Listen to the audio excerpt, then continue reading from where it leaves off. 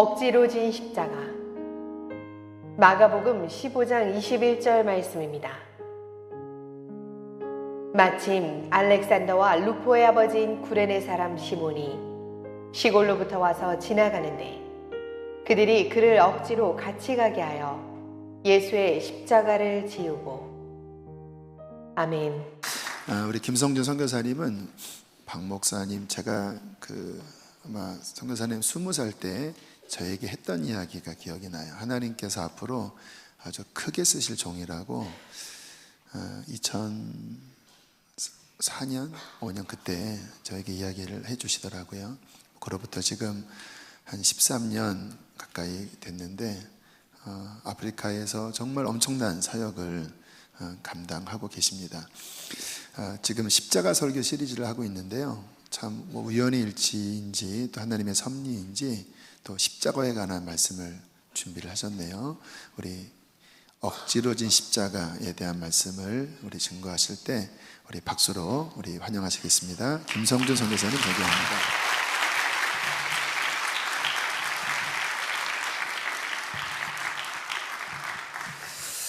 네, 우리 잠깐 기도하겠습니다. 살아계신 하나님, 주님의 은혜로 오늘 우리가 주의 전에 모여서 함께 예배할 수 있는 은혜 주심을 감사드립니다. 정말 하나님 앞에 엎드려 아무것도 할 수 없는 신음소리밖에 낼 수 없는 이 죄인들을 주님의 십자가로 용서하시고 은혜 주셔서 오늘 주님의 보좌 앞에 나왔사오니 주님 오늘도 우리를 긍휼히 여겨주시고 하나님 우리에게 필요한 은혜와 사랑을 부어주셔서 회복하고 새롭게 되어 주의 길 온전히 걸어갈 수 있는 이 말씀의 시간 될 수 있도록 은혜 베풀어 주옵소서.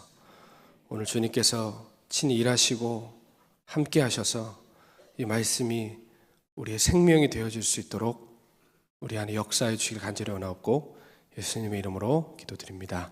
아멘. 우리 하나님 말씀 먼저 읽을까요?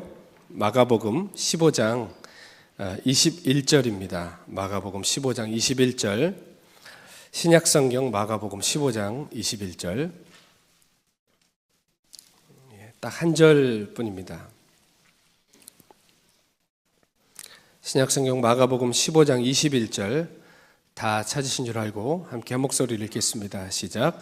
마침 알렉산더와 루포의 아버지인 고레네 사람 시몬이 시골로부터 와서 지나가는데 그들이 그를 억지로 같이 가게 하여 예수의 십자가를 지우고. 아멘. 여러분 만나서 반갑습니다. 그리고 저 같은 아직 미숙한 선교사를 이렇게 환영해 주셔서 참 감사드립니다. 세월이 정말 빠른 것 같습니다. 강 목사님 앞에서 말씀하셨지만 틀린 말이 하나 있습니다. 저는 놀랍고 대단한 사역을 하고 있지는 못합니다. 아직 그런 수준도 되지 않고 아직 선교사라고 누가 저를 부를 때마다 네라고 대답은 하는데 내가 선교사인가 싶을 만큼 아직 참 어색하고 저 자신을 볼 때 부끄러울 때가 많은 그런, 저 스스로 표현할 때는 나는 아직 병아리 선교사다, 이렇게, 물론 병아리라고 하기엔 제가 너무 덩치가 큰데 또 그렇게 스스로 표현을 하고 있습니다. 강대용 목사님 처음 알게 된 것이 2004년이 아니라 2003년입니다. 박보영 목사님 처음 만난 첫 해에 겨울날이었습니다. 이렇게 막 추워지는 겨울날이었는데 갑자기 주일날 저녁 예배였던 걸로 기억해요. 오늘은 어느 교회에 가서 말씀을 전하시기로 하셨다고, 그러니까 네가 찬양 인도를 준비하라고 저에게 말씀을 하셨어요. 그래서 목사님 옆에서 항상 찬양 인도를 하고 있었으니까, 그리고 목사님 집회 다니실 때마다 제가 옆에서 도우면서 이렇게 또 은혜 받았던 적도 많았으니까 오늘도 또 다른 교회 가시나 보다라고 하셨는데, 그때 이제 강 목사님 처음 뵈었습니다. 그때 큰 교회는 아니었죠. 이제 개척교회였는데 교회 분위기가 굉장히 뜨겁고 그때 목사님 굉장히 특별해 보였습니다. 목사님이 박보영 목사님께서 우리 강대영 목사님에게 제가 앞으로 어떻게 될 거다 이렇게 얘기하셨던 것처럼 실은 저한테도 그러셨거든요. 저한테도 강대영 목사님이 두고 보라고, 앞으로 감리교회에서 아주 영향력 있고 영성 있는 목회자가 될 거라고 하셨어요. 근데 진짜 그렇게 돼 가시는 것 같습니다. 그래서 얼마나 감사한지. 그래서 어느 날 박보영 목사님께서 강대영 목사님에게 저에 대해 소개하신 그런 일도 제 삶에 일어났으면 좋겠다 라고 저도 그렇게 기도하고 있습니다. 강대호 목사님 어떻게 생각하시는지 모르지만 저는 개인적으로 강 목사님께 영적인 빚을 많이 지었습니다. 제가 박배우 목사님 옆에서 이제 청소년 사역을 초창기에 한 5, 6년 했는데요. 그 당시에 이제 솔직히 저도 애인데 어떻게 애들을 가르치겠습니까? 20대 초반에. 그러니까 참 고민도 많고 사역에 한계에 부딪힐 때마다 하나님께서 강대용 목사님 저희 청소년부 수련회나 이런 예배 때 강사로 오게 하셨어요. 그럴 때마다 정말 영적인 한 방을, 이거 웬만하면 집회 한 번에 막 공동체가 다 뒤집어지고 변화되고 이러기는 실은 어렵거든요. 어떤 은혜를 끼치긴 쉬운데 진짜 좀 속된 말로 뒤집어지는 건 쉽지가 않은데 강대호 목사님이 오시면 항상 뒤집어 놓고 가시는 거예요. 영적인 한 방이 항상 있어가지고 제가 참 미숙하고 지금보다 더 어린 시절에 참 많은 영적인 도움을 얻었습니다. 특별히 기억나는 건 수련회 때 제가 장소 섭외를 잘못해서 8월에 불볕더위에 에어컨이 없는 거예요. 수련회 장소에. 그러니까 애들도 거의 뭐 온몸에 육수를 다 빼가면서 수련회를 하고 있는데 강사실을 드렸는데 말이 강사실이지 어떤 시골집 방앗간을 드린 거예요. 통풍도 잘 안 되는데 선풍기 한 대밖에 없었는데 지금 생각하면 얼마나 죄송한지 몰라요. 근데 선풍기 한 대 딱 틀어놓으시고 창문을 열어놓으시고 하루 종일 기도하시는 모습을 제가 멀리서 보면서 참 겸손하시구나. 나도 나중에 언젠가 다른 교회를 섬길 때 나처럼 미숙한 사람을 만나서 이렇게 푸대접 받을 때도 있을 수 있겠다. 그래도 저렇게 나도 살아야지라고 생각했던 기억이 있습니다. 어떤 시간이 참 많이 흘러서 저는 생각지도 않게 아프리카 케냐에 선교사로 가 있고 오늘 이렇게 작게나마 좀 신세를 갚는 날이 됐으면 좋겠습니다. 근데 제가 잘해야 신세를 갚지 또 은혜를 못 끼치면 목사님께 또 짐을 얹어드리고 갈 텐데 여러분들 기도를 많이 해주시기를 부탁드립니다. 말씀 준비하면서 이런 생각 해봤습니다. 제가 선교사 되기 전에 생각을 해보니까 선교사가 와서 교회에 설교를 한다 그러면 뭔가 좀 특별한 기대를 하지 않습니까? 뭔가 특식 먹는 기분? 뭔가 못 들을 것 같은 얘기를 들을 것 같은 그런 기대가 있지 않습니까? 근데 어떤 선교사님들은 오셔가지고 말씀 펴놓고 처음부터 끝까지 말씀 강해만 하다 가시는 분들 계시더라고요.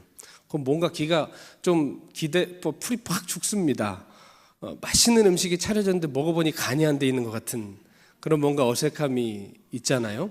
여러분도 오늘 제가 성경을 처음부터 끝까지 말씀만 풀다 가면 별로시겠죠? 여러분도 뭔가 좀 선교지 얘기도 듣기 원하시고 그러실 것 같은데 맞나요? 네, 감사합니다. 아니시면 큰일 날 뻔했습니다. 예. 그래서 저의 삶 이야기 그리고 선교지의 이야기를 좀 고백록처럼 풀어가면서 함께 하나님 말씀 나누고자 합니다. 저는 4대째 예수님 믿는 집에 태어났습니다. 어른들에 의하면 4대가 아니라 실은 6대다라고 치는데 거기까지 제가 추적할 필요는 없는 것 같고요. 분명한 건 증조 할아버지가 목사님이셨습니다. 증조 할아버지가 목사님이셔가지고 어릴 때부터 저는 기독교 집안에 태어나서 기독교 교육을 받고 기독교 문화에 젖어서 살아갔습니다. 증조 할아버지 목사님이셨고 증조 할머니는 6.25 때 순교하시고 집안에 선교사님들, 목사님들, 장로님, 권사님, 집사님 교회에서 님자 하나씩은 다 붙이고 있습니다. 여기저기 간증 들어보면 예수 믿다가 핍박당했다는 얘기를 들었는데 저희 집안은 예수 안 믿으면 핍박당하는 이상한 구조의 집안이었습니다. 근데 어찌되었든지 저는 어릴 때부터 그렇게 감사하게도 예수 믿는 집에 태어나가지고 기독교 교육을 받고 기독교 문화 속에서 제사를 드린다거나 우상을 숭배한다거나 점을 보러 간다거나 그런 건 어디서 듣기나 했지 제 삶에 한 번도 보지도 못하고 경험도 하지 못한 어떻게 보면 영적으로 아주 좋은 환경에서 태어났습니다. 근데 여러분 아시다시피 신앙이라는 것이 대수가 오래될수록 뜨거워질까요? 굳어질까요? 다 그런 건 아니지만 굳어지기가 쉽습니다. 교회도 이렇게 막 세워진 따끈따끈한 교회가 그 시대적 사명을 감당하지 오래된 교회일수록 죄송한 얘기지만 이거 인터넷에 안 나가야 되는데 오래된 교회일수록 굳어져 가는 게 당연합니다. 근데 저희 교회, 모교회는 내년이면 110년 되는 교회입니다. 그러니까 그런 교회에서 전통적인 장로교회 집안에서 태어나서 4대째 신앙생활하는 집안에 태어났으니 모든 기독교적인 구조는 다 갖춰져 있지만 기독교의 신앙이 제 삶에 생명으로 살아서 역사하는 것은 제가 주님을 개인적으로 만나야 가능한 것이지 4대가 예수를 믿었냐 40대가 예수를 믿었냐 하는 것은 아무런 의미가 없다는 것을 나중에 깨닫게 되었습니다. 더군다나 저희 아버지는 열심히 특심이셔가지고 충청남도에서 이제 교직 생활을 하셨는데 교회는 충청북도 청주에 있었어요. 근데 차를 타고 편도가 2시간인데 그거를 매주 갔다는 거 아닙니까? 그러니까 남들이 볼 때는 4대째 예수 믿죠. 매주 토요일마다 2시간씩 모교회로 찾아가서 예배드리고 주일날 저녁에 오죠. 그러니까 괜찮은 신앙 같습니까? 별 볼 일 없는 것 같습니까? 괜찮은 신앙이지 않습니까? 정말 모범적이고 교회 안에서도 말씀드렸잖아요. 님자 다 갖고 있으셨다고요. 교회에서 뭐 성가대도 섬기시고 중고등부 교사도 섬기시고 많은 일들을 했고 저도 그런 것들을 보고 자랐습니다. 모범적이고 괜찮은 신앙이었고 뭐 겨울마다 연초마다 심령 부흥성회가 있으면 그 모든 만사를 제쳐두고 부흥회를 참석해야 된다고 모교회까지 가는 그런 열심을 보이는 그런 집안이었습니다. 그러니까 제 마음에 어릴 때부터 무슨 생각이 들었겠어요? 나는 당연히 구원받았다. 난 당연히 하나님 백성이다. 라고 생각하며 자랐고 실제로 그렇게 배우고 자랐습니다. 그렇지 않습니까? 너는 하나님의 자녀라고 어릴 때부터 듣지 않았겠어요? 그리고 유치원 때부터 주기도문을 외우게 하고 사도신경을 외우게 하고 그리고 성경 퀴즈 대회를 하면 어릴 때부터 들은 풍월이 있기 때문에 맨날 손가락 안에 드는 순위에 드니까 나는 성경도 알아. 나는 교회 모든 행사에 다 참석해. 나는 뭐 주말마다 이렇게 열심히 특심인 또 부모님을 만나서 모교회를 이렇게 왔다 갔다 해. 나는 당연히 구원받았지 라고 생각하며 살았습니다. 여러분 너무나 잘 아시듯이 제 삶은 제가 주말에 교회에서 보이는 모습과 점점 괴리를 보이기 시작했습니다. 뭐 초등학교 때야 그냥 자아가 아직 잘 형성이 되지 않았을 때이기 때문에 부모님 하라는 대로 살고 자기 삶의 어떤 그런 테두리 안에서 살지만 이제 청소년기가 들어서면서 이제 자아가 생기기 시작하고 자기가 하고 싶은 의지들이 생기잖아요. 그러면서 이제 조금씩 죄를 짓는 것도 즐겁구나 하는 것을 깨닫기 시작했고 이게 걸려야 죄지 걸리지 않으면 죄가 아니네 라는 이런 세상적인 생각까지 들어오게 됐습니다. 여러분 우리가 그런 생각하며 살잖아요. 걸리면 죄고 걸리지 않으면 죄가 아니라는 생각하고 살고 있는데 어찌됐든 그렇게 신나게 살다가 모든 과정은 다 말씀드리기 어렵고요. 비교적 일찍 고등학교 1학년 때 살아계신 하나님을 인격적으로 만나게 됐습니다.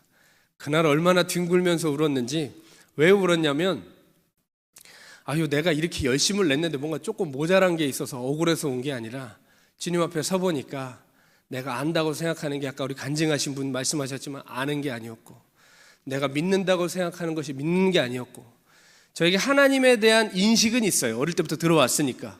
근데 하나님에 대한 그 인식은 마치 너는 UFO를 믿냐? 라고 물어봤을 때 믿는다는 사람이 있긴 있을 겁니다. 우린 믿지 않지만 그렇죠? 근데 그 사람이 UFO가 있다고 믿는다고 해서 그 UFO를 믿는다는 그 지식이 그 사람 삶에 영향을 미치는 건 아무것도 없거든요. 그 사람 UFO에다 대고 기도하는 것도 아니고 UFO를 찾는 것도 아니고 UFO를 갈망하는 것도 아니에요. 그냥 있는 거 믿어. 이런 수준인 거예요. 제가 하나님을 안다고 했던 수준은 그런 수준인 것뿐이에요. 부모에게 들어왔던 하나님, 내가 어릴 때부터 문화 속에서 익숙했던 하나님, 그저 내가 배워왔고 들어왔던 하나님, 그러다가 조금 힘들면 도깨비 방망이처럼 금 나와라, 은 나와라 그렇게 뭔가 구하는 필요할 때만 찾는 하나님이었을 뿐이었습니다. 그러다가 정말 주님을 만나서 내가 얼마나 큰 죄인인지 깨닫고 그날 제 삶을 온전히 주님께 드리기로 결정을 했습니다. 그리고 나서 얼마나 가슴이 뜨겁고 주님을 얼마나 사랑하게 됐던지 미쳐서 살았던 것 같아요. 그냥 눈 뜨면 나가서 전도하고 학교에 가서도 애들이랑 얘기하다가 기승전 예수 이렇게 얘기할 정도로 계속 예수님 전하는 조금 이상한 사람, 광신도 소리 듣는 사람이 되었습니다. 재밌는 거, 제가 이건 좀 약간 엇나가는 이야기인데, 선교사 되기 전에 어떤 시골에서 제가 자라났던 학교를 다녔던 시골 어떤 교회에서 청소년 수련회를 2박 3일 인도를 하기로 해서 제가 거기에 가게 됐습니다. 주차장에 딱 내렸는데 어떤 나이가 지긋한 분이 저한테 이렇게 90도 인사를 하시는 거예요. 그래서 아니, 중고등부 부장님이신가 보다 하고 안녕하세요 하고 딱 가봤더니 제 고등학교 담임선생님이시더라고요. 거기서 만났는데 얼마나 이게 참 감격스럽고, 참 그분은 제가 어떻게 살았는지 보셨거든요. 제가 정말 얼마나 뜨겁게 살아서 야, 좀 적당히 좀 하지, 그런 얘기 하실 정도로 제가 정말 이렇게 열정적으로 주님 앞에 제 삶 아무튼 온통 다 드려 살았었습니다. 사람들을 모아서 막 찬양 집회도 하고 거리 행진도 하고, 그래서 주님만을 위해 살고, 고등학교 3학년 때는 이런 일도 있었어요. 어떤 이제 선교 소식지를 보는데 중국 지하교회에 성경책이 없다는 거예요. 그래가지고 제가 이만한 트렁크에다가 성경책을 꽉 채워서 중국말을 한마디도 못하는데 인천항에 무작정 가서 배를 타고 떠나버렸어요. 뭐 그런 얘기는 나중에 언젠가 이야기할 기회가 있겠지만, 그래서 정말 중국에서 놀라운 하나님의 은혜를 경험하면서 지하교회 찾아다니면서 성경도 나눠주고, 그러니까 제가 미쳐도 보통 미친 게 아니라는 걸 아시겠죠. 그렇게 미쳐 살면서 저는 처음에 이제 요즘 10대들을 보면 뭐 수련회 가거나 뭐 하다가 은혜를 좀 받으면 바로 신학교 가겠다고 하는 친구들이 있는데, 저는 저희 집안이 목사가 아무나 되는 것이 아니라는 것을 어릴 때부터 보면서 자랐기 때문에 함부로 신학교 간다는 얘기를 못하고 있었습니다. 그러다가 고등학교 3학년 이제 진로를 좀 보다 구체적으로 정해야 할 그 시기가 됐을 때, 어느 날 기도를 할 때 주님이 저를 부르시는 것을 제가 느꼈습니다.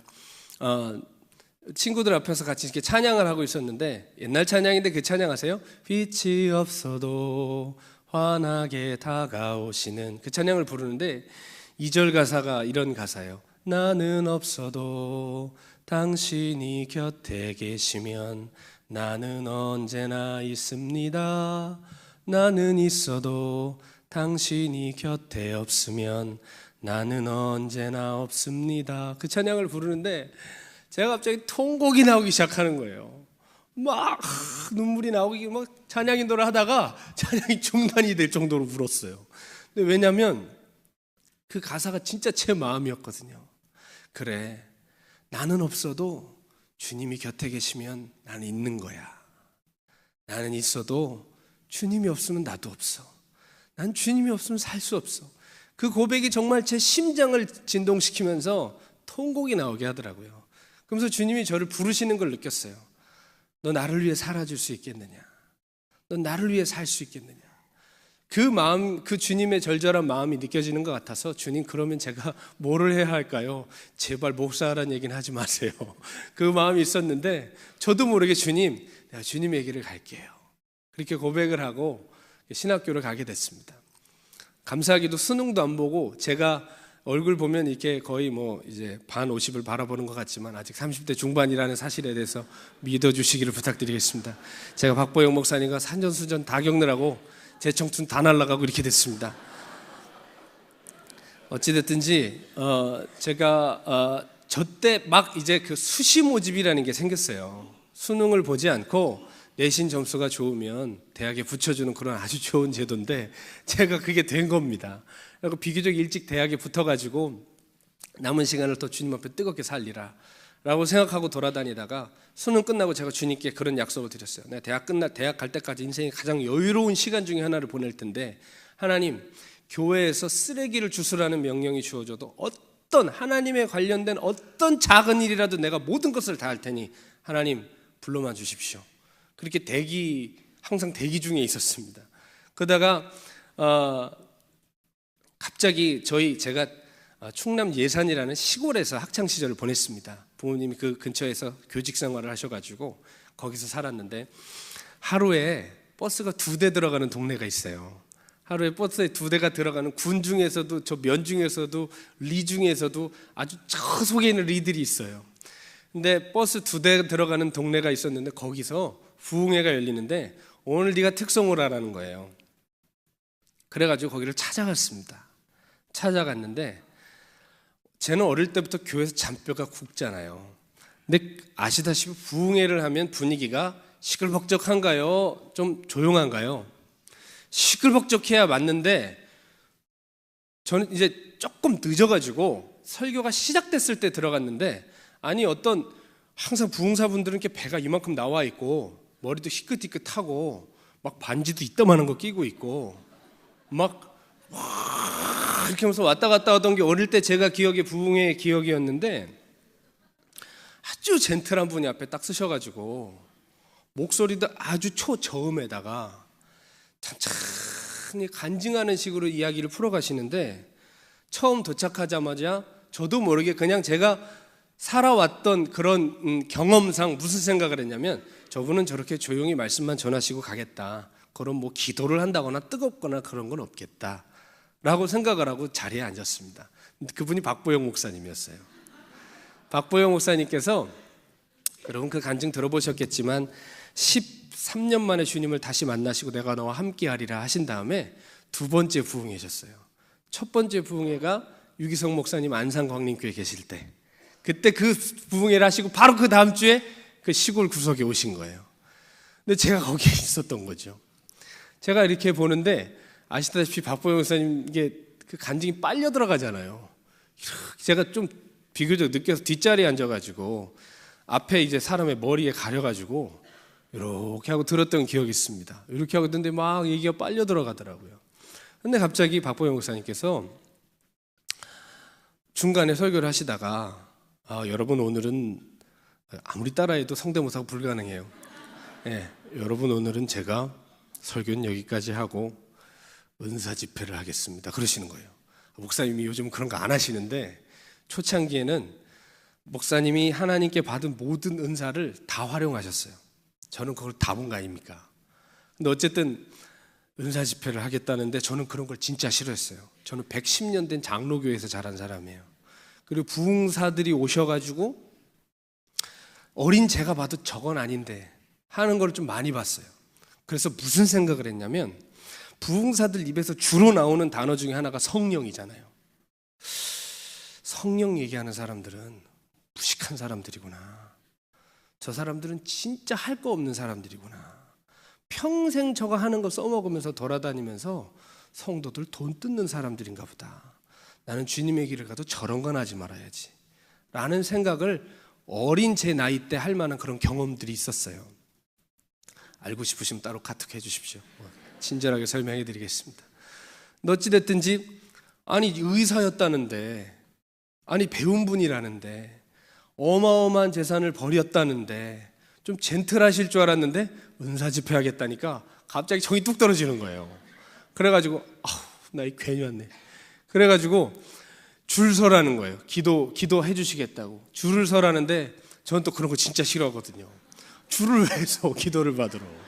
그래가지고 그러니까 제가 그렇게 어리고 모르고 제가 그런 그 토대에서 신앙생활을 했던 사람이에요.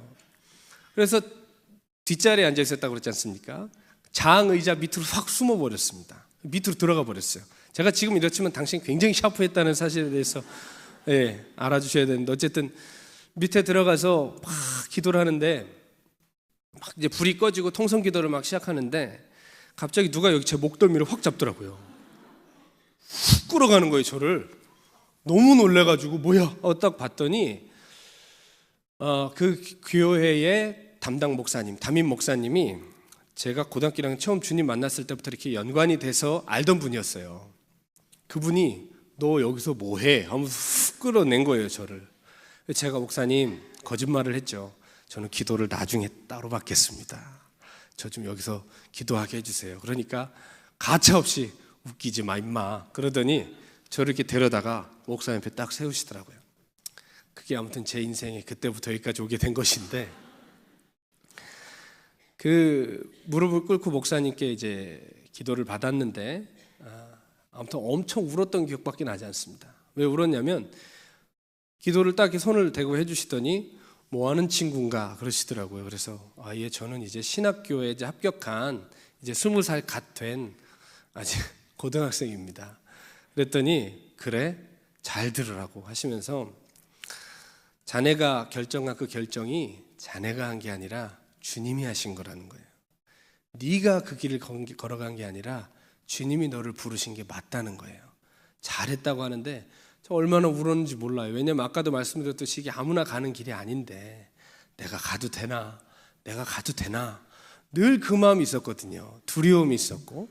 근데 주님이 부르신 게 맞다고 하시니까 이게 주님께 너무 감사한 거예요. 나 같은 사람을 불러주신 것에 대해서.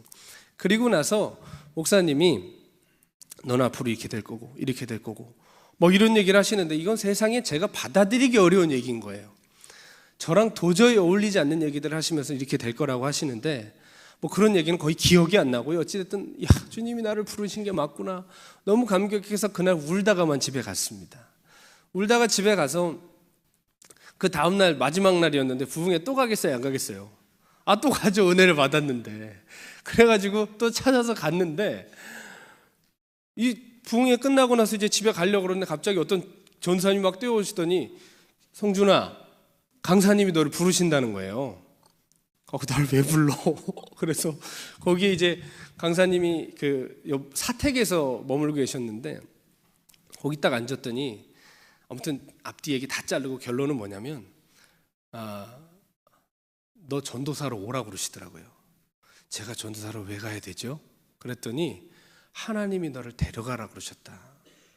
내 밑에서 하나님께서 큰 종이 나온다고 하셨는데 하나님이 너를 전도사로 데려가라 그러셨고 너의 가지를 치라고 그러셨다. 가자 이러시는 거예요. 이따 나중에 얘기를 하겠지만 내 밑에서 큰 종이 나온다고 하셨다. 가자라고 하면 제가 어린 나이 뭐라고 생각하겠습니까? 그 큰 종은 나인가 보다 생각을 하지 않겠습니까? 그래가지고 근데 무슨 생각을 했냐면 저는 장로교에서만 자랐고 신학교를 선택할 때도 저희 교단 소속 그 학교를 가지 않고 다른 신학교에 갈 경우에 학비를 대주지 않겠다고 아버지가 그러실 정도로 감리교는 교회도 아닌 것처럼 생각하고 살았습니다. 죄송합니다 감리교 성도 여러분. 근데 어찌됐든 그래서 근데 감리교 목사님이고 박보영 목사님의 간증을 들어보니까 이게 그냥 보통 목회하시는 분이 아닌 거예요.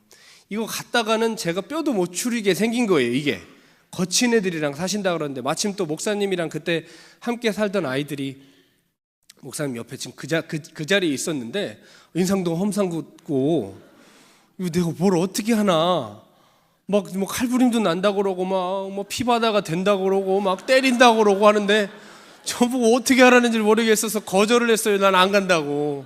저는 못 간다고. 난 장로교 사람이고 목사님 감리교 아니시냐고. 나는 안 된다고. 그렇게 했는데 그리고 그 다음 주에 제가 아까 말씀드린 성경 배달하러 중국에 갔어요. 중국에 갔다가 중국에서 갑자기 호흡곤란이 오면서 제가 이제 쓰러졌습니다. 쓰러져서 한국에 오자마자 응급실에 갔는데 기흉이라는 그 질병에 걸려가지고 제가 입원했다가 퇴원을 했는데 또 재발을 해가지고 좀 큰 수술을 받았습니다. 그래서 2달 반을 병원에 누워 있는데 그때 주님께서 제게 박보영 목사님을 따라가라는 마음을 주시더라고요. 그러나 제 마음에 기한을 정했어요. 1년만 갔다 오자. 1년만 가서 이거 도저히 안 되겠으면 나는 제자리로 돌아오겠다 라는 생각으로 박보영 목사님에게 이제 가게 되었습니다. 이제 갔는데 이게 참 녹록지 않더라고요. 목사님과 사는 게. 처음 갔더니 강대상이 조그만데 거기다가 전기장판을 하나 깔아주시면서 앞으로 여기서 지내라고 그런 얘기를 하신. 집은 없나요? 그랬더니 우린 집이 없어. 그런 참 인권 사각지대에서 저는 살고 있었습니다. 가만히 보니까 큰 아이들은 장의자에 누워서 자고 목사님은 그 초등학교 1학년짜리 여자아이를 목양실에서 이렇게 데리고 목사님은 바닥에서 자시고 아이는 그 소파 위에다 눕혀서 재우시고 또 조그만 기도실에서는 여자아이들이 들어가서 자고 있고 제가 생각했던 것보다 쉽지가 않더라고요. 저는 이래봬도 외동아들이랍니다.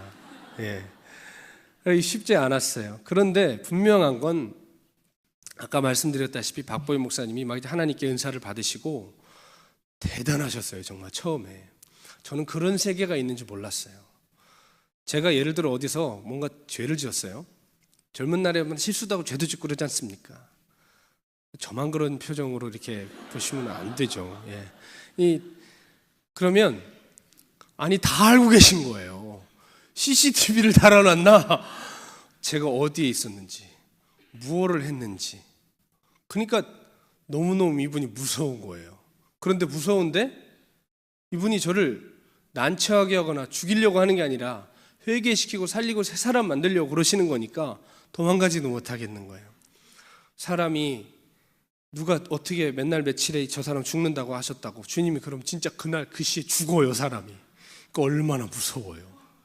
그리고 통일교회에 아주 절어있는, 아주 쉽게 말하면 통일교회의 아주 핵심 멤버가 목사님한테 기도 한번 받고 꼬꾸라지는 거예요.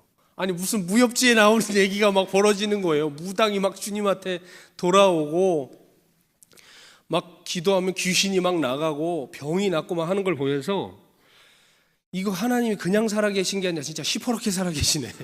그거를 너무 무섭게 느꼈어요 그때. 네. 이게 하나님이 진짜, 아니 여러분 웃을 얘기가 아니라 그냥 살아계신 게 아니라 우리의 심장과 폐부를 감찰하시고 우리의 호흡까지 다 세시고 머리카락도 다 몇 개인지 다 아시고 나의 모든 앉고 일어섬을 아시는 정말 시퍼렇게 살아계신 하나님인 거예요. 이게 이분을 경외하며 살아가지 않는다는 건 예수 믿으면서 이분을 없는 셈 치고 살아가는 것이 오히려 더 미친 짓이라는 것을 그때 알았어요. 새벽에 항상 목사님 기도 소리에 깨고 그런 일들을 보면서 처음 그런 생각을 해봤어요. 목사면 이렇게 살아야 되는 거구나. 하나님의 종은 이렇게 살아야 되는 거구나 라는 생각을 했고, 만약에 이분이 그런 사람들 많지 않습니까? 설교도 진짜 잘하고 은사도 충만한데 가까이 가면 인격적으로 좀 장애 있는 사람들이 있어요. 그런 분들은 가까이 가면 시험 들고 많이들 떠나는데 박보영 목사님은 또 가까이 가면 갈수록 너무 이분이 인격적으로 귀한 분이시고 가장 지금도 존경하는 것은 하나님을 경외하는 삶을 사시려고 몸부림을 치시는 모습이 저에게 참 많은 감화를 주시고 귀감이 되었습니다. 더군다나 저를 아들같이 잘 대해주셔서 나는 여기를 이제 떠나면 안 되겠다. 나는 이제 감리교 사람이 돼야 되겠다. 생각을 하고 목사님 앞에서 이제 살기로 결정을 했습니다. 그런데 이게 목사님이랑 사는 게 쉬운 게 아닌 거예요. 이게 진짜 녹록치가 않은 거예요. 왜냐하면 목사님이 데리고 있는 아이들이 일반 아이들이 아니지 않습니까? 출발점이 다른 아이들이에요. 버려지고 상처 입고 비뚤어진 아이들이랑 살아가기 시작하는데 저는 어린 마음에 뭣도 모르고 처음에 그래 우린 형제니까 다 나눠 갖는 거야 라고 집에 가서 저희 어머니한테 엄마 나 옷이랑 신발이랑 양말이랑 다 내놓으라고, 나는 우리 형제들과 나눌 거라고 공산당 선언 같은 선언을 했습니다.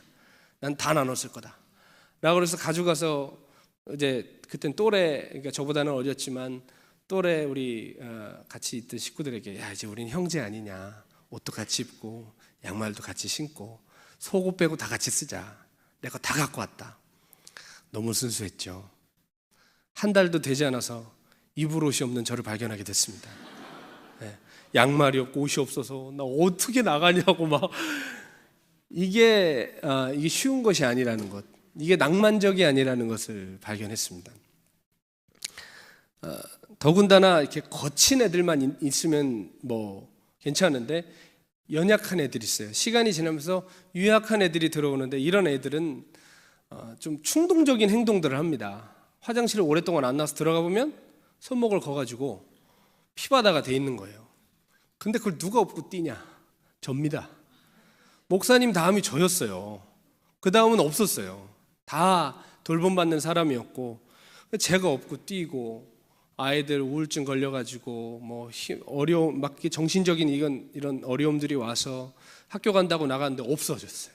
그 걔네 찾아서 막 사방팔방 돌아다니고 아무튼 제 20대는 그렇게 사라져만 갔습니다.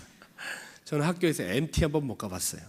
친구들이랑 여행 한번 못 가보고 학교 끝나면 바로 집에 가서 어떻게든 그냥 애들이랑 같이 보내는 그런 시간을 갖게 됐습니다. 저는 원래 그런 삶을 원치 않았습니다. 아까 목사님을 따라갔던 처음에 이유를 들어보셔서 알겠지만 제 마음엔 꿍꿍이가 있었습니다. 저는 큰 종이 되고 싶었습니다. 저는 큰 종이 되고 싶었어요. 제가 어릴 때 보아왔던 큰 종, 제가 동경했던 큰 종은 가난하고 낮은 자를 섬기는 건 큰 종이 아니라, 그거는 요즘 세대도 그렇게 표현하지만 저건 특수목회야. 그렇게 사는 분들 특수목회라고 그러잖아요. 그런데 여러분, 전 그건 살면 살수록 잘못된 말이라는 걸 알았어요. 앞에 특수라는 말을 붙이면 어떻게 되죠? 저건 특별한 사람이나 하는 거야 라는 생각을 하게 되는 거예요. 그러면서 그 일은 유보하게 되는 거죠. 가난한 사람 돕고 저렇게 사는 건 특수목회니까 나는 그냥 일반적인 목회, 뜨겁게 설교하고 집회 다니고 영향력 있고 나는 그런 사람이 돼야지, 유보하는 그런 우리가 삶을, 그런 시대를 살아가고 있는 것 같은데요. 어찌됐든 제가 생각하는 큰 종이란, 저는 어떤 꿈을 꿨냐면요, 듣고 웃지 마세요. 저는 중국의 천안문 광장에 100만 명을 모아놓고 설교하고 싶었어요. 너무 웃겨서 얘기도 웃음도 안 나오시죠? 예, 그만큼 포부가 컸어요. 그런데 생각을 해보십시오. 박보영 목사님이 하는 말이 하나도 땅에 안 떨어져요. 어마어마한 영권을 갖고 있어요. 그리고 이분 가장 가차이에서 섬겨요.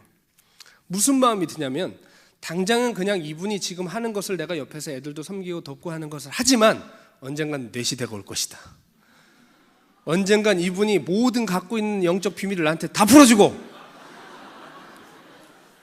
나는 이제 큰 종이 될 것이다 라고 하면서 그 십자가를 진짜 억지로 살짝 짊어지고 엄청 투덜대면서 간 거죠, 속으로. 오늘 우리가 성경에 읽었지만 그 구레네 사람 시몬은 예상치 않은 십자가를 진 겁니다. 그렇죠? 구레네라는 지역은 여러분 몇 년 전에 내전이 나서 정권이 바뀐 리비아 아시죠? 북아프리카 리비아. 북아프리카 리비아가 그 우리가 성경에 보는 구레네 지역입니다. 그곳에 사는 사람이었어요. 거기 유대인 공동체가 있었기 때문에 거기서 나고 자란, 쉽게 우리로 말하면 미국에 사는 한인 같은 그런 멀리 사는 유대인이었어요. 그가 6월절을 앞두고 성지 순례를 하러 예루살렘에 올라왔습니다. 구글맵에 검색해 보니까 구레네 지역에서 예루살렘까지 2815km로 나오더라고요.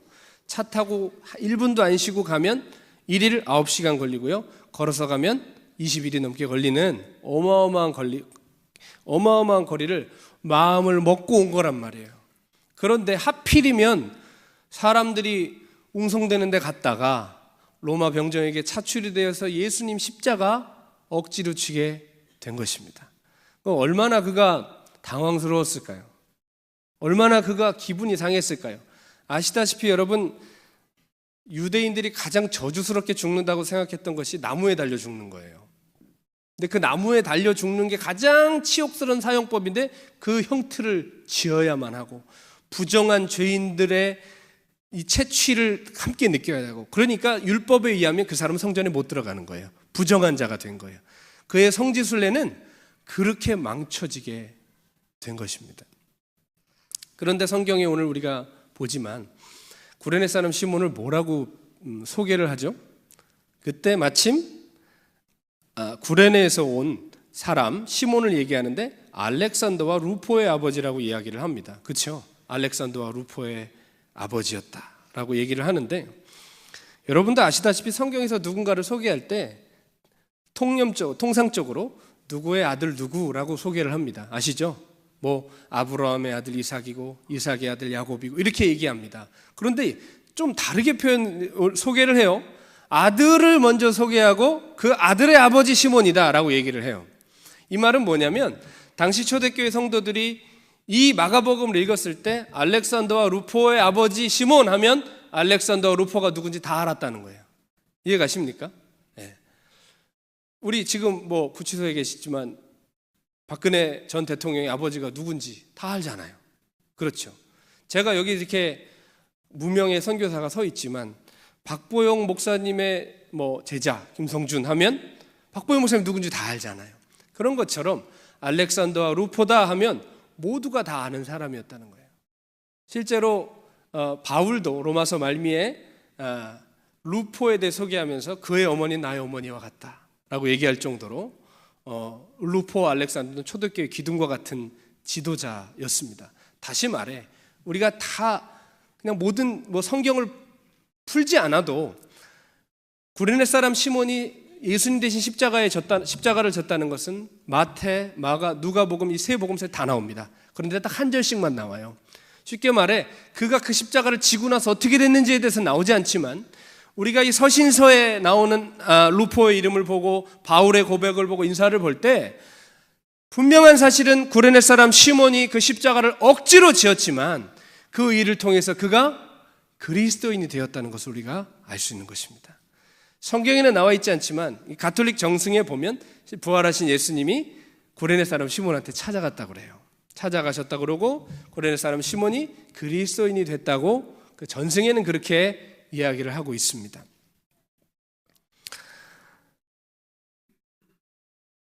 주기철 목사님도 그런 얘기를 살아생전에 하셨대요. 처음에는 우리가 십자가를 지지만 나중에는 십자가가 우리를 지고 갑니다. 맞는 말씀이에요. 처음에는 내가 십자가 지고 가는 것 같지만 나중에는 십자가가 나를 지고 가는 것입니다. 나를 십자가의 길에 계속 세우고 나를 좁은 길에 계속 세우면 결국 그 십자가가 나를 끌고 가는 우리가 경험을 하게 될 줄로 믿습니다. 어찌되었든 저는 그 십자가를 원치 않지만 지게 되었어요. 그리고 목사님과 하루하루 이렇게 살아가기 시작하는데 문제는 뭐냐면 처음에는 전도사가 저밖에 없었고 분명히 목사님과 계약상 내 밑에서 큰 종들이라고 하지 않고 큰 종이 나올 거다 그랬습니다. 단수였기 때문에 그 당시 전사가 저밖에 없었기 때문에 저건 나다 라고 생각하고 갔는데 시간이 지나면서 갑자기 내 밑에서 큰 종들이 나온다고 하셨다고 말을 이렇게 바꾸시는 거예요. 그러면서 하나 둘씩 신학생들이 들어오기 시작하는데 경쟁자가 없는 이거는 독점 계약이라고 생각을 했는데 이제 치열한 경쟁 구도에 들어가게 되었습니다. 같이 사는 형제들인데 이상하게 그런 거 있잖아요. 잘하고 싶은 거, 칭찬받고 싶은 거. 어느 날 목사님께서 그런 얘기를 하세요. 야, 누구누구가 말이야 학교 끝나고 오는데 겨울에 노숙자가 있는데 전도하다가 맨발 벗고 있으니까 자기가 신발 벗어줬다. 그래서 서대문에서 집까지 왔다. 얘기하면 다음날 애들 신발 다 벗어주고 와요. 네? 야, 누가 여기에 지나가다가 노숙자가 떨고 있는 거 보고 잠바 벗어줬다. 다음날 잠바 다 없어져요, 집에. 어떤 놈은 지 잠바도 아닌데 가서 벗어줘요. 네? 여러분, 그게 지금은 우리가 웃으면서 얘기하지만 그게 진짜 힘들더라고요.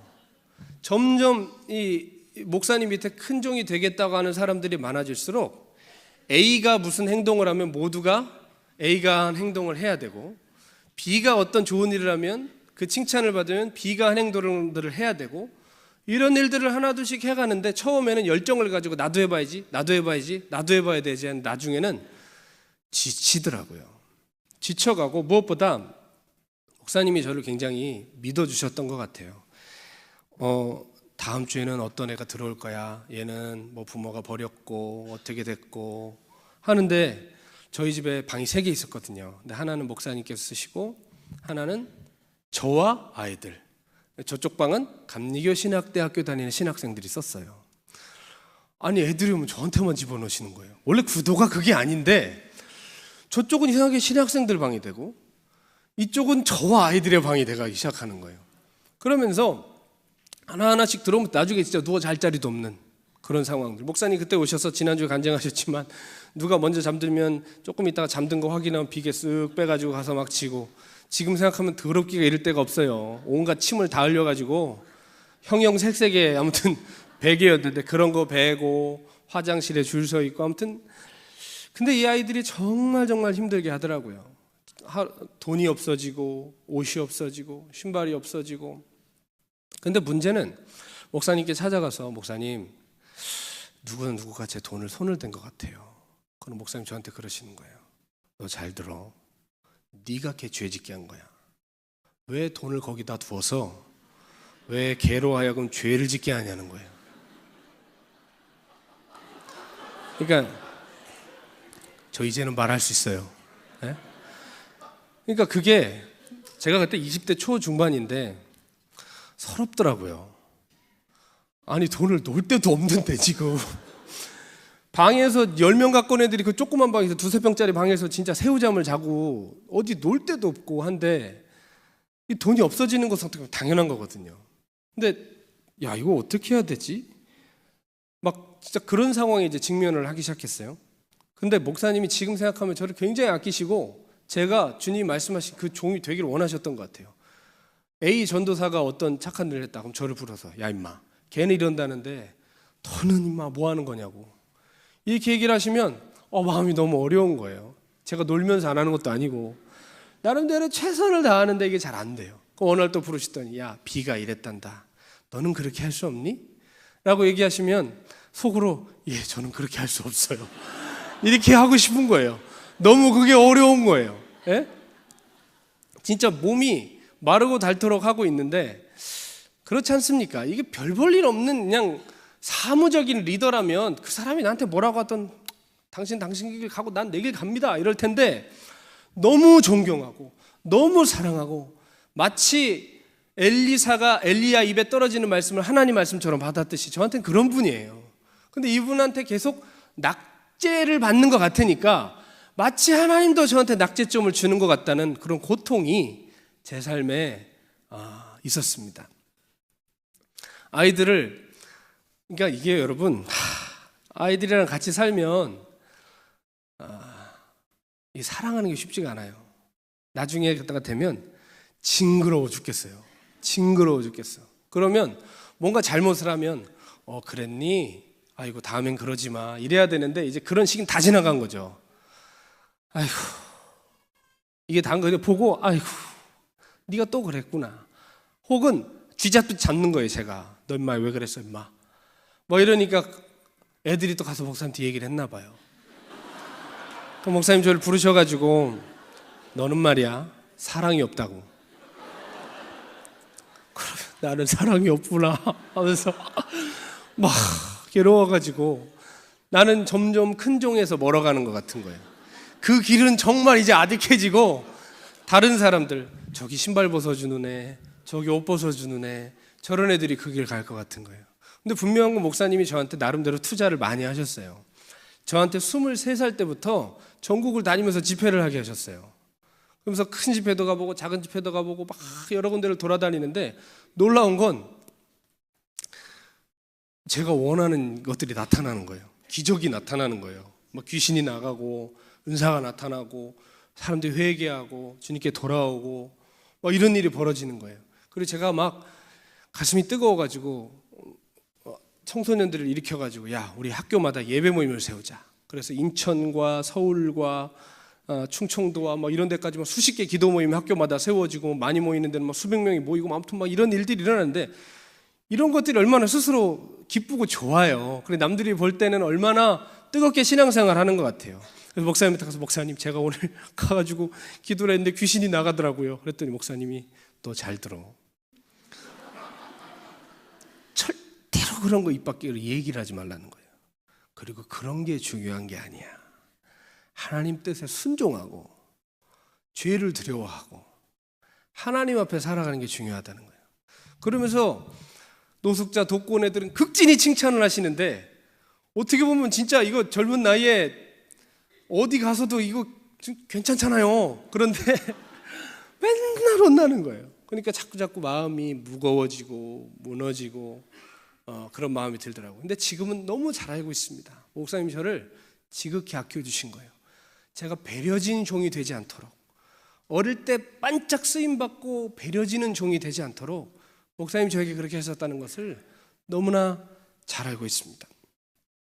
어찌됐든지 그렇게 하루하루 살아가다가 어느 날은 저한테 병이 오더라고요.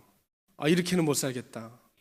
방 안에 앉았는데 괜히 눈물이 나고 모든 삶에 의욕이 없고 그래서 목사님이 제 상태를 보시더니 너 병원에 가봐야 되겠다 그러시더라고요. 근데 여러분, 제가 전도사인데 나름대로 믿음으로 산다고 하는데 이 정신과의 문을 두드리는 게 쉽지가 않더라고요.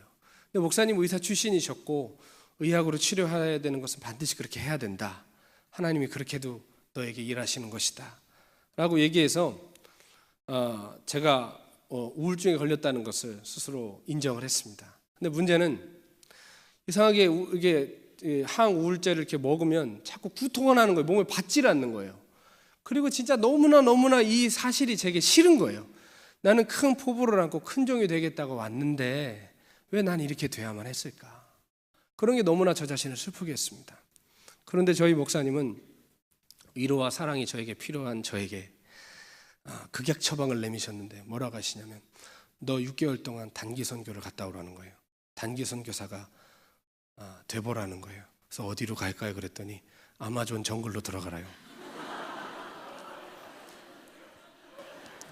그래가지고 제가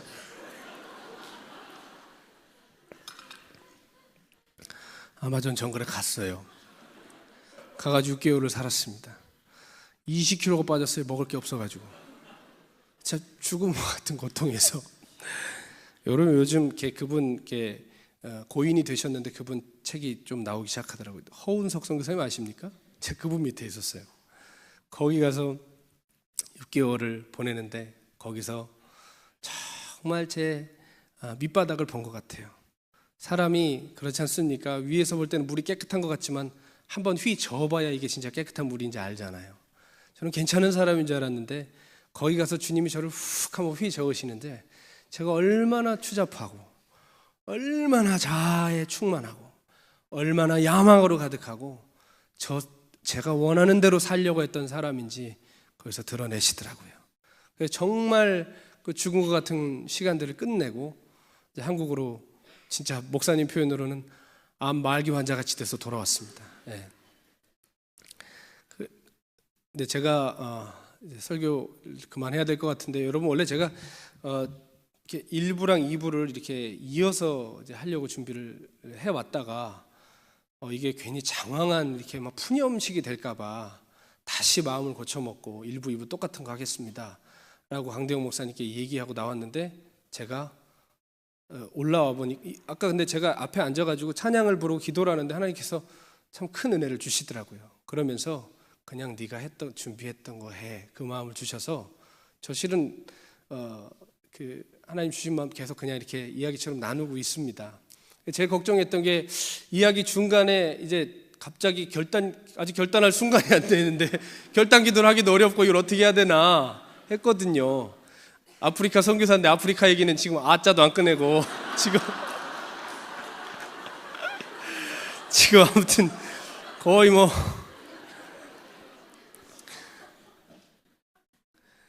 어찌됐든 아마존에서 이렇게 오게 됐습니다. 오게 돼가지고 목사님께 갑자기 이제 청년 사역을 하라고 그러셨는데 청년 사역에 굉장히 제 나름대로 제 나이와 걸맞지 않게 하나님께서 부흥을 주셨습니다. 은혜를 주셔가지고 급속도로 사람이 많아지니까 목사님께서 한번 이거를 밀어줘야 되겠다 생각을 하시고 저에게 이제 분립 개척을 하라 이러시는 거예요. 그러면서 장소를 알아보는 거 니네 다 알아서 해라. 그래갖고 진짜 나가가지고 가을날 막 여러 군데를 돌아다니다가 학교 강당을 빌려서 거기서 진짜 예배를 시작했습니다. 진짜 숟가락 하나까지 다 사야 되더라고요. 분립 개척을 하니까. 그리고 영적인 큰 우산을 벗어나서 독립해서 해야 된다는 게 쉽지 않다는 걸 그때 알았습니다. 근데 어찌됐든 목회 정말 재미나게 하는 순간에 이제 뭐 다른 교회에서 와가지고 뭐 그 교회 탐방 가고 싶다고 뭐 이러니까 어깨도 으쓱해지고 나 잘하고 있나 봐 하면서 혼자 그렇게 좋아하고 있던 시절에 갑자기 박보영 목사님께서 뭐라고 하시냐면 어떤 다 기울어져가는 그 복지단체가 있는데 그 복지단체의 대표분이 울면서 와서 이거를 제발 맡아달라고 했다.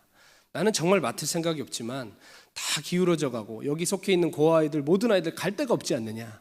내가 이걸 인수하겠다. 딱 하는데 하늘이 무너지는 것 같더라고요. 왜냐? 왜일까요? 마음에 그때 무슨 생각 들었냐면 나 이러다 고아원 원장 되겠다. 진짜. 아니 이거 웃을 얘기가 아니라 나 이게 아닌데 이러다 나 고아원 원장 되겠다. 진짜 그 생각이 드는 거예요. 아니, 목사님께서 하시는 모든 일에 가장 옆에서 모든 일을 했잖아요. 그러니까 이건 생각지도 않게 뭐 기도원도 돕게 되고 부흥회도 목사님 따라 다니게 되고 아무튼 목사님 옆에서 하는 모든 일을 제가 같이 다 했는데 이제 고아원이 소속되어 있는 복지단체를 한다고 그러시니까 이거 원장은 나일 것 같은 거예요. 이건 끝났다. 이것은 문제가 심각하다. 이건 정말 설마 했는데 이게 현실이 됐다. 진짜 그러면서 제 마음이 그때 얼마나 어려웠는지 몰라요. 그래서 목사님 이거 안 하시면 안 되냐고. 안 하시면 안 되냐고. 제가 감히 나 고아원 원장 시키려고 하는 거 아니냐고 이런 얘기는 못했는데 이거 안 하시면 안 되냐고. 이거 아닌 것 같다고 계속 그랬는데 결국은 그걸 받아내시더라고요. 그런데 여러분 아시다시피 다 기울어져가는 그 재단을 받아봤자 무슨 영광이 있겠습니까? 들이부어야 되는 것밖에 없고 잘못된 거 고쳐내 막 그런 과정 속에서 제가 무슨 생각을 했냐면 나 여기 도망쳐야 되겠다. 나 떠나야 되겠다. 그런 생각이 드는 거예요. 그러면서 어떻게 해야 되지? 어떻게 돼야 하지? 하다가 어떤 분이 저에게 미국으로 유학 갈 수 있는 그런 길을 열어줬어요. 제시해줬어요. 그래가지고 제가 목사님한테 저 이거 보내달라고. 그러니까 목사님의 표정만 딱 봐도 알아요. 예 아니요 해도 이건 안 되는 거구나라는 걸 아는데 제가 처음으로 우겼어요. 목사님 저는 갈 거예요. 저 보내주세요. 그 목사님 뭐라고 하시냐면 너 내가 보내주는 건 할 수 있는데 너 분명히 가면 정말 눈물로 하루하루를 보낼 거다. 내가 기도를 다 해봤다.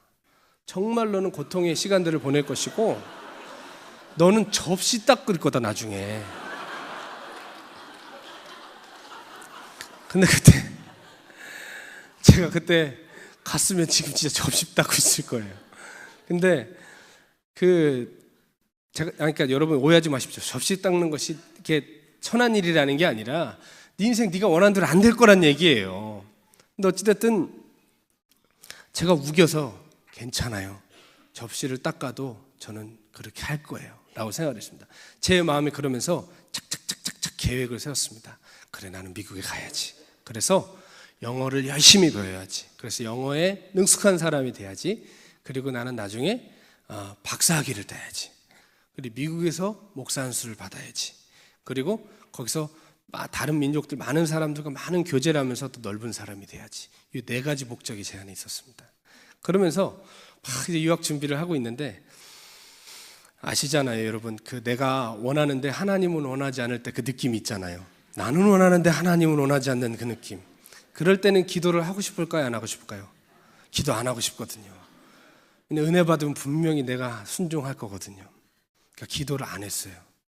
그리고 우리는 간다 하고 제가 그때 막 결혼했을 때였거든요. 그래서 아내한테 간다고 얘기했는데 아내가 이렇게 가도 되냐는 거예요. 계속 이렇게 가도 되냐는 거예요. 그러니까 저도 확신이 없으니까 솔직히 이렇게 가도 돼 라고 얘기를 못 하는 거예요. 그러면서 괜히 막 권이나 부리고 아니 남편이 가자면 가줘야지 이렇게 자꾸 하면 어떡하느냐 하면서 점점 막 다툼만 늘어가고 그런 상황이었습니다. 근데 어느 날 아내가 뭐라 그러냐면 이건 도저히 아닌 것 같다는 거예요.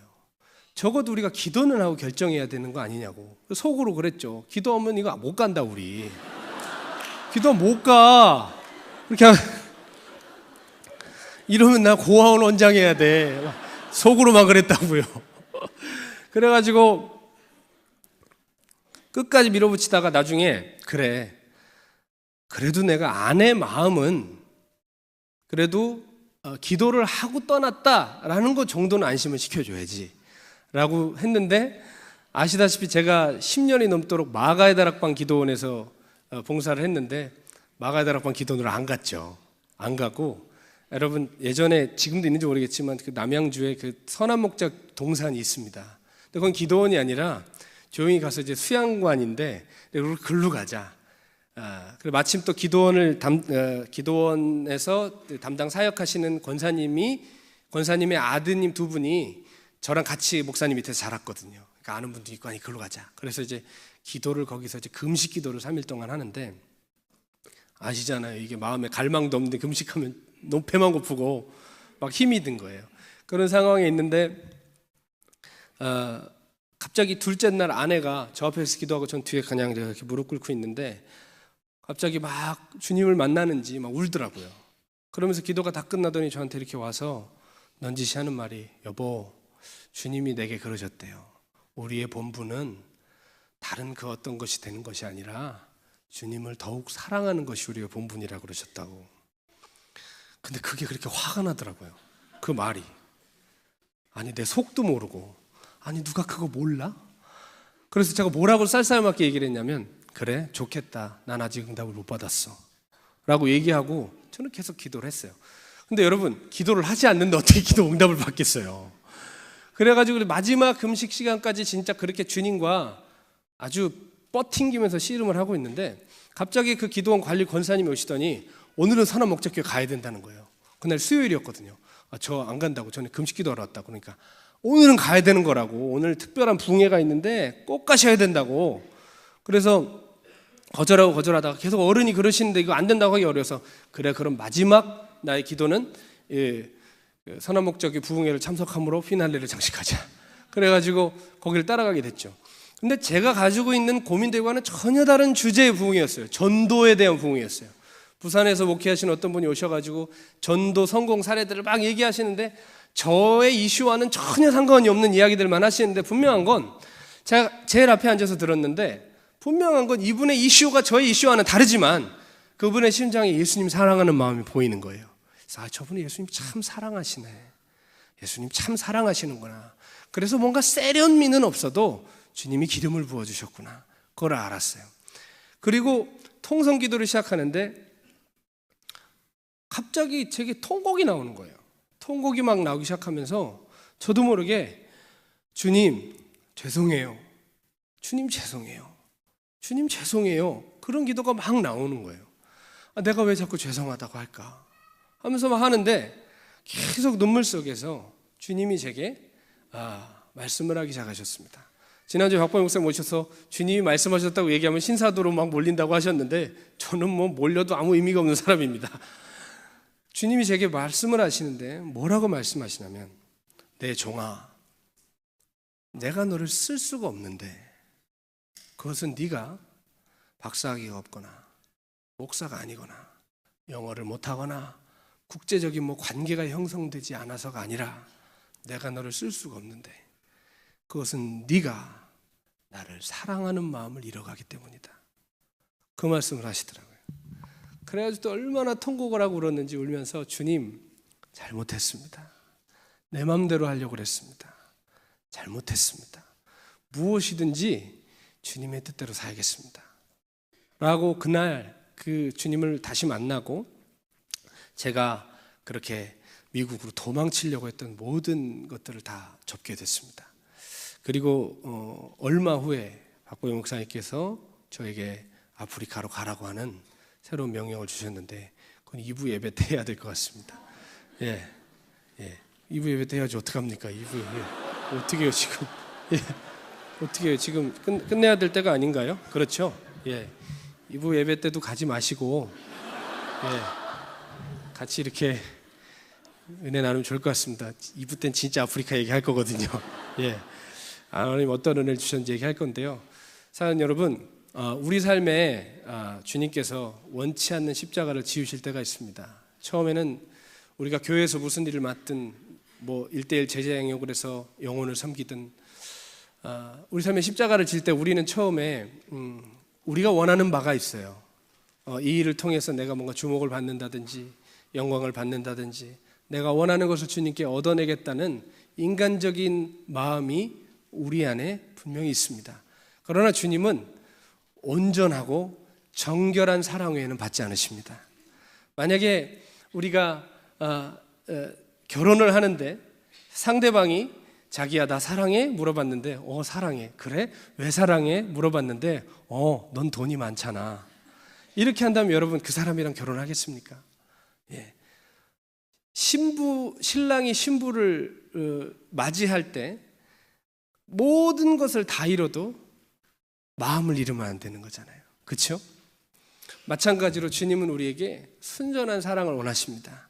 주님은 그 열심으로 우리가 주님을 처음 따를 때는 마치 예수님의 제자들이 주님 따를 때 주님의 이슈와 제자들의 이슈는 달랐어요. 제자들은 주님의 권능으로 로마 정권 뒤집어 엎고 이스라엘 나라 새롭게 세우고 자기들 옆에서 국무총리하고 국방부 장관하고 한 자리씩 원했던 사람들이었습니다. 그래서 예수님께서 내가 십자가에 달려서 고통받고 죽을 것이다 했을 때 베드로가 항변하여 이르되 주여 그런 일이 일어나서는 안 됩니다 라고 얘기했을 때 그 항변하다는 말이 헬라어로 에티티마라는 뜻인데, 에티티마라는 단어는 다른 데 언제 쓰였냐? 예수님이 귀신 쫓을 때, 귀신 쫓아낼 때 쓰던 말이에요. 이해가십니까? 예수님께 쓸 수 있는 문장이 아니었단 말이에요. 귀신을 꾸짖고 쫓아낼 때, 쉽게 말해 베드로가 예수님께 저항하고 대들고 꾸짖었다는 거예요. 무슨 소리냐고. 지금 우리의 목적이 코앞인데 다 뒤집어엎어서 이제 로마 정권 뒤집어엎고 우리 꿈이 이루어지기 직전인데 십자가에 달려 죽겠다니 무슨 소리 하는 거냐고. 그때 주님 뭐라고 하십니까? 사탄아 내 뒤로 물러가라. 너는 하나님의 일을 생각하지 않고 사람의 일을 생각하는 자로다. 여러분, 교회 안에 왜 이렇게 다툼이 많을까요?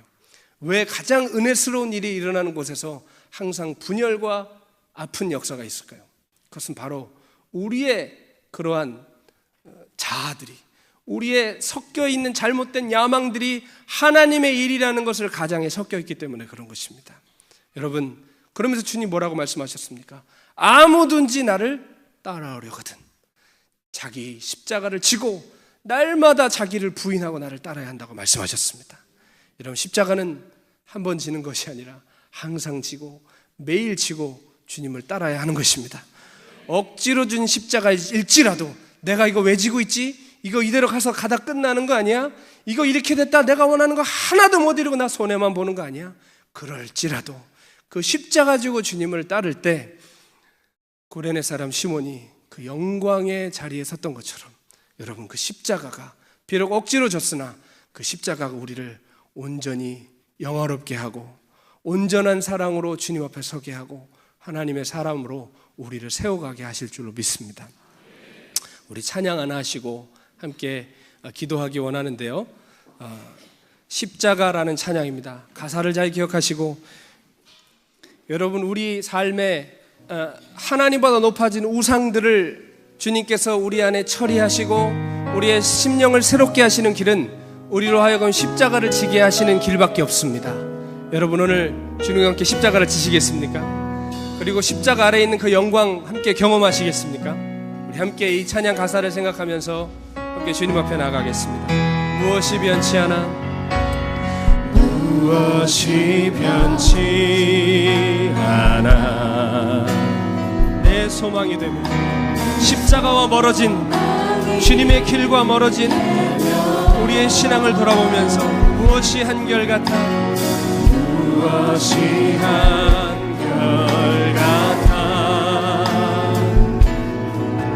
내 삶을 품으리.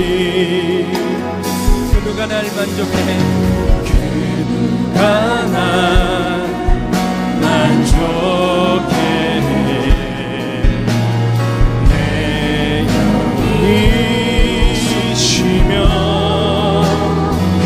기다려, 그 누구 기다려 내 영이 기쁘리.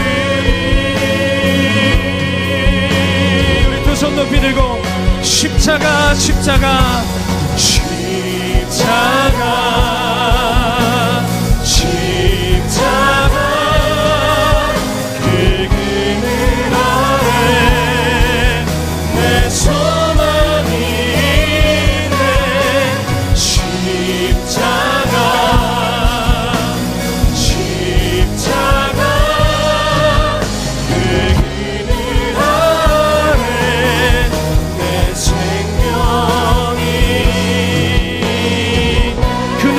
만족해 해.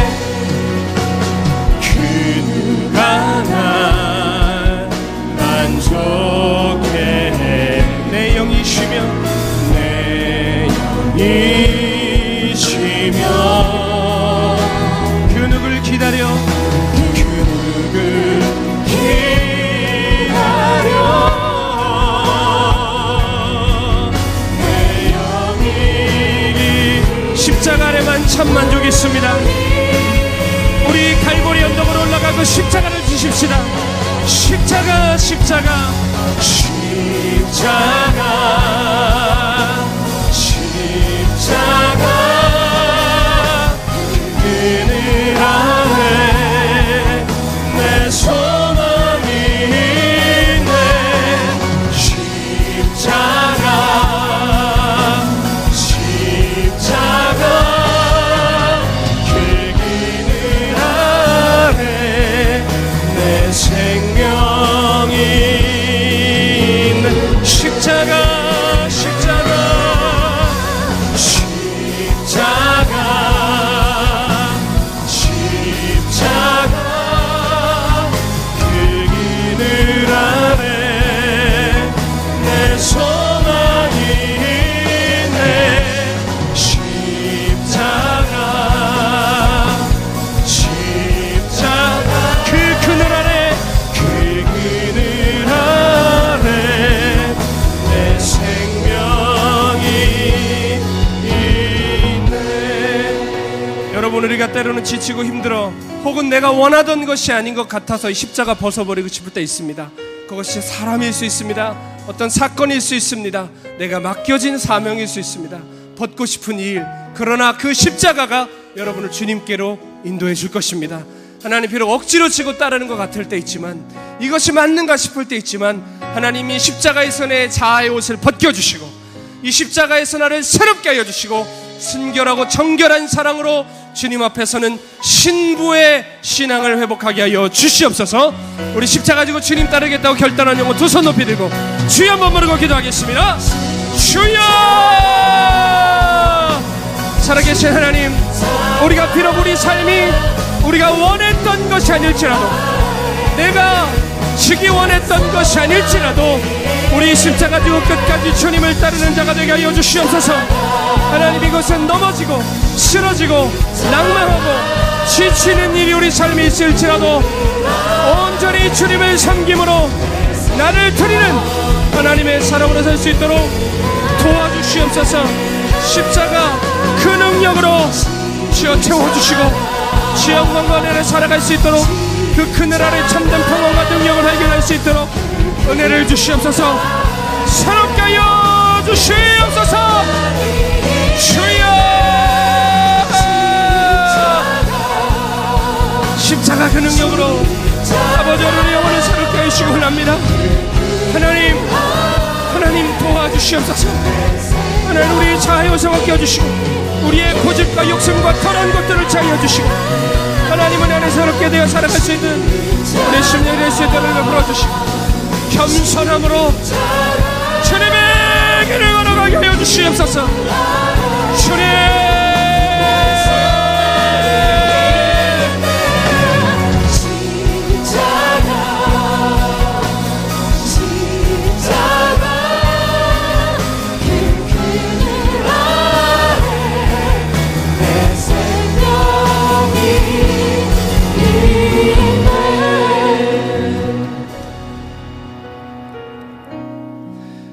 주님, 우리가 진 십자가가 때로는 무겁고 벗어버리고 싶을 때가 많습니다.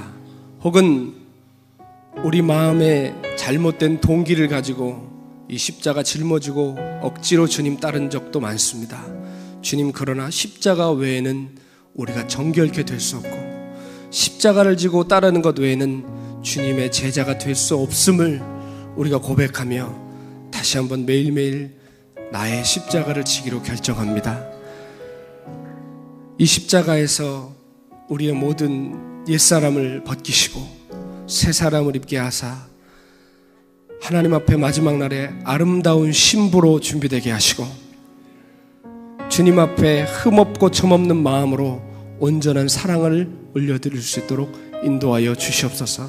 주님, 지금은 과정 중에 있어 때로는 스스로에게 너무나 실망스럽고 주님 따르는 거 포기하고 싶을 때 많으나 주님, 나의 어떠함이 아니라 주님의 그 사랑과 신부를 향한 그 열정으로 우리를 결국은 주 앞에 세우실 줄 믿습니다. 주님, 그날 보기를 원합니다. 우리 십자가 지고 주님을 따를 터이니 주님 뜻대로 빚어주십시오. 주님 아름다운 신부로 우리를 만들어가 주십시오. 그래서 그날에 주님 앞에 아름답게 서기를 원합니다. 아버지, 우리를 긍휼히 여겨주시고 이 십자가 끝까지 질 수 있는 힘과 능력을 허락하여 주시옵소서. 오늘 주 앞에 오며 자신을 깨뜨려 또 귀한 예물 깨뜨려 예물 드린 귀한 손길 위에 축복하사 저들의 삶 위에 넘치는 축복과 기름 부음을 함께하여 주시고 형편이 되지 못하여 드리지 못한 손길에도 동일한 은혜로 부어주셔서 그 삶에 어려움이 없도록 아버지께서 날마다 일용할 양식으로 함께하여 주시옵소서. 우리 모두 다 함께 우리의 재정뿐만 아니라 우리의 삶을 깨뜨려 아버지의 나라 오기까지 온전한 삶의 예배로 주님께 영광 올려드리게 하여 주시옵소서. 지금은 우리 주 예수 그리스도의 은혜와 하나님 아버지의 극진하신 사랑과 성령님 친밀히 우리와 교통하시고 교제하심이 오늘 억지로 진 십자가일지라도 끝까지 그 십자가 지고 주님 따르기로 소망하며 날마다 자기 십자가를 지고 주님의 거룩한 신부로 거듭나기 원하는 여기 모인 수지 선한목자교회 모든 성도님들의 머리 위에와 그 가족과 그 모든 사업과 직장과 모든 삶의 영역 위에 주님 다시 오실 날까지 이제로부터 영원히 함께 하시기를 간절히 축원하옵나이다. 아멘.